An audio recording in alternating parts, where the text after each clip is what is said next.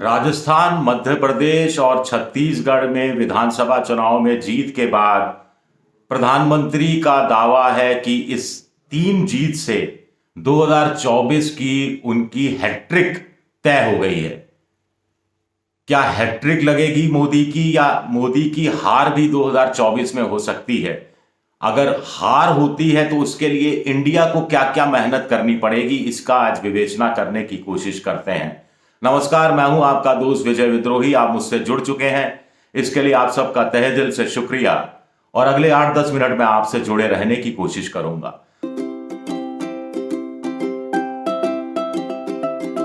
तो सबसे बड़ा सबक इंडिया के लिए क्या है, इंडिया यानी पॉलिटिकल फ्रंट के लिए क्या है? विधानसभा चुनाव के मद्देनजर कांग्रेस का वोट शेयर गिरा नहीं है, बीजेपी का वोट शेयर थोड़ा बढ़ा है। लेकिन यहीं से कांग्रेस को या विपक्ष को सीखना होगा कि अपने वोट शेयर को इंटैक्ट रखकर वो कुछ हासिल नहीं कर सकते। जो फ्लोटिंग वोटर है, जो तैरता हुआ वोटर है, उसको बीजेपी अट्रैक्ट कर रही है, अपनी झोली में ला रही है और बीजेपी चुनाव जीत रही है। अगर इस ट्रेंड को नहीं रोका गया तो 2024 मोदी के लिए जीतना आसान हो जाएगा। तो ऐसे में इंडिया को क्या करना होगा ताकि ये फ्लोटिंग वोटर उसके हिस्से में भी आ सके, इसका एक तोड़ निकालना होगा। क्योंकि यह भी देखा गया है कि विधानसभा चुनाव के मद्देनजर लोकसभा चुनाव को हम देखें तो लोकसभा में मोदी के नाम पर, मोदी के चेहरे पर ज्यादा वोट पड़ते हैं। तो कांग्रेस को जितना वोट अभी इन विधानसभा चुनाव में मिला है, उससे कम वोट मिलेगा लोकसभा चुनाव में अगर कांग्रेस ने या विपक्ष ने कोई तरीका नहीं निकाला कि अपने वोटर को कैसे बचाकर रखें और फ्लोटिंग वोटर को अपनी तरफ लाएं। तो फ्लोटिंग वोटर को लाने के लिए बीजेपी क्या करती है? जो करती है उसी का तोड़ इंडिया निकाल सकता है। क्या करती है? हिंदुत्व का तड़का लगाती है, सांस्कृतिक राष्ट्रवाद की बात करती है, और इसके साथ साथ वो रेवड़ियां बांटने का सिलसिला उनकी तरफ से शुरू होता है, फिर बूथ मैनेजमेंट और तमाम चीजें हैं। तो यहां इसमें कैसा मोर्चा ले सकता है इंडिया, कांग्रेस खास तौर से ये देखने की बात है। कुछ लोग कह रहे हैं ये सॉफ्ट हिंदुत्व, हार्ड हिंदुत्व, हिंदू हूं पर हिंदूवादी नहीं हूं, ये सब कंफ्यूजन फैलाने की जरूरत नहीं है जो राहुल गांधी फैला रहे हैं। सीधा सीधा विपक्ष को चाहिए कि वो हर मुद्दे पर स्टैंड ले और एक जैसा स्टैंड ले, कॉमन स्टैंड ले। यानी अगर किसी हिंदू के साथ अन्याय होता है तो उस हिंदू के साथ उसी पुरजोर तरीके से खड़े हुए दिखाई दें जैसा किसी मुस्लिम के साथ अन्याय हो तो वहां पर विपक्षी दल खड़े हुए दिखाई देते हैं। फ्रीडम ऑफ एक्सप्रेशन, अभिव्यक्ति की आजादी और तमाम दूसरे मुद्दों को सिर्फ एक चश्मे से, सिर्फ एक नजर से देखने की कोशिश करें कि भारतीय संविधान क्या कहता है, लॉ एंड ऑर्डर क्या कहता है, सरकारों का राजधर्म क्या है। उसमें हिंदू के लिए अलग, मुसलमानों की अलग नहीं हो। बीजेपी मुसलमान हिंदू करती है, 80-20 करती है। लेकिन विपक्ष अगर इस धारणा को तोड़ने में कामयाब हो जाए तो विपक्ष इस मोर्चे पर, सांस्कृतिक राष्ट्रवाद के मोर्चे पर, बीजेपी को मात दे सकता है या कम से कम टक्कर देने की स्थिति में आ सकता है। टक्कर देने से भी काम चल जाएगा, यह भी मोटे तौर पर कहा जा रहा है। एक दूसरी बात है कि जब रेवड़ी बांटने की बात आती है, गरीबों के कल्याण की बात आती है, तो लेफ्ट खासतौर से जो वाम मोर्चा हुआ या फिर विपक्षी पार्टियां हुई, उसमें भी खास तौर से कांग्रेस के लिए देखा है कि उनका झुकाव लेफ्ट की तरफ हो जाता है, कॉमरेड टाइप हो जाते हैं। और कॉमरेड शब्द से हिंदुस्तान में बड़ा हिंदू जो है वो बड़ा चिढ़ता है, पता नहीं क्यों, मैंने देखा है। जो खासतौर जो बीजेपी की विचारधारा का समर्थक है वो बड़ी चिढ़ पैदा सी होती है। तो ये चिढ़ को कैसे दूर किया जाए? चिढ़ को ऐसे दूर किया जा सकता है कि बीजेपी को कोई ऐतराज नहीं है अडानी से, अंबानी से, कॉरपोरेट जगत से, बिजनेस के घरानों से, और बहुत सा वैश्य समाज इसी व्यापार में लगा हुआ है। लेकिन कांग्रेस ऐसा देती है जैसे कि वो बिजनेसमैन से, कॉरपोरेट जगत से किनारा कर रही है, उनको गलत मानती है, समाज के लिए खराब मानती है, उनको शोषण करने वाले वर्ग में मानती है। तो ये नजरिया बदलना पड़ेगा। ये इंडियन एक्सप्रेस में प्रताप भानु मेहता ने आज एक लेख लिखा है, उसमें भी इसी तरफ उन्होंने इशारा किया है। अब मोटे तौर पर कहा जा रहा है कि साहब ये सब हो जाएगा विचारधारा के स्तर पर, और लेकिन सीट शेयरिंग का मसला अटक सकता है। मुझे लगता है सीट शेयरिंग का मसला नहीं अटकेगा अगर कांग्रेस बड़ा दिल दिखाए और छोटी पार्टियां या दूसरे विपक्षी पार्टियां हैं वो भी थोड़ा समझदारी से काम ले, क्योंकि सबको पता है कि मोदी का डर सबको एक किए हुए है। जब तक मोदी का डर बना रहेगा तब तक इंडिया नाम का गठबंधन टूटेगा नहीं। ये बात बीजेपी को समझ में आ चुकी है, लेकिन शायद विपक्षी पार्टियों को ही समझ में नहीं आ रहा है।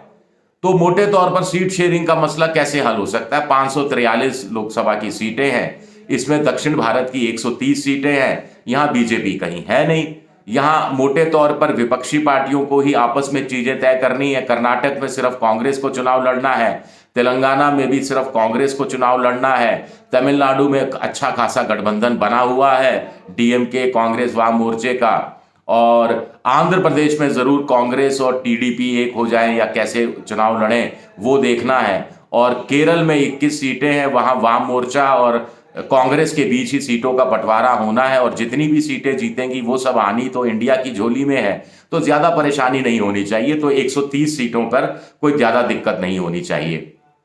अब 443 में से 440 में से 130 घटा दी तो रह गई 410 सीटें।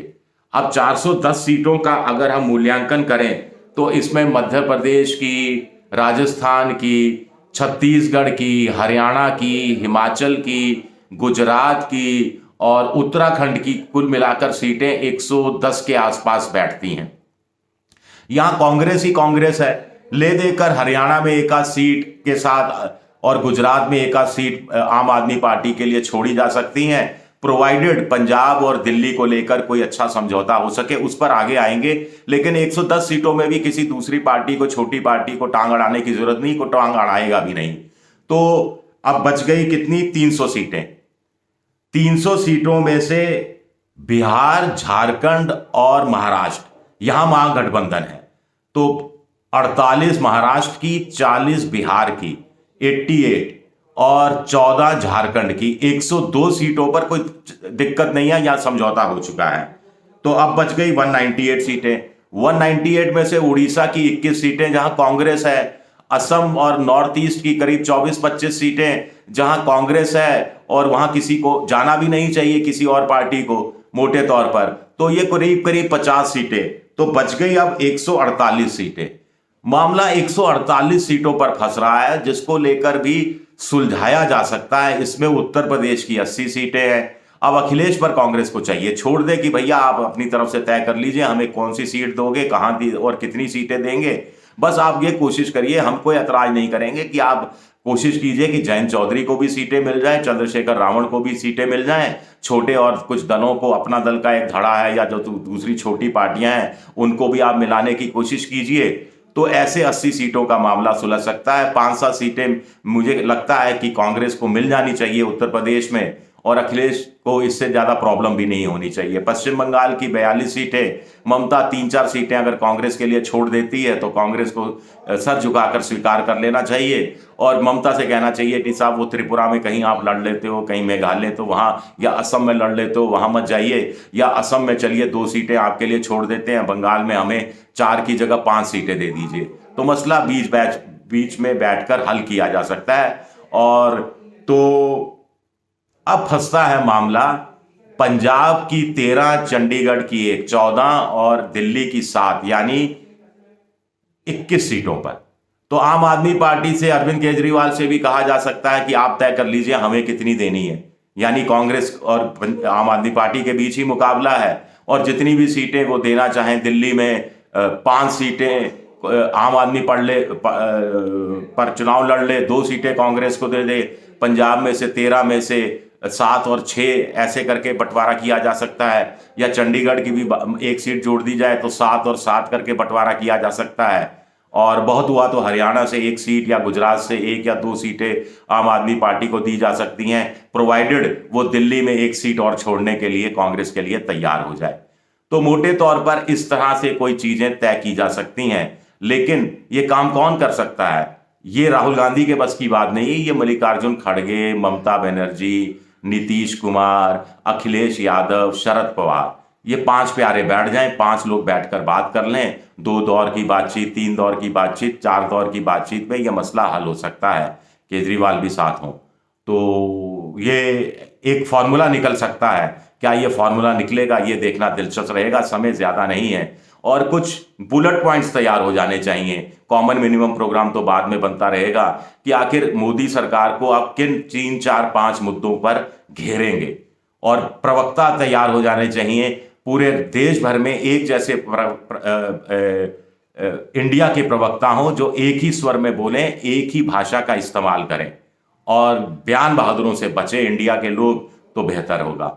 शुक्रिया मेरा ये वीडियो देखने के लिए। पसंद आए तो लाइक कीजिए, सब्सक्राइब कीजिए, शेयर कीजिए और घंटी जैसी आकृति बेल आइकन दबा दीजिए ताकि नया वीडियो आए तो नोटिफिकेशन के जरिए आपको जानकारी मिल जाए।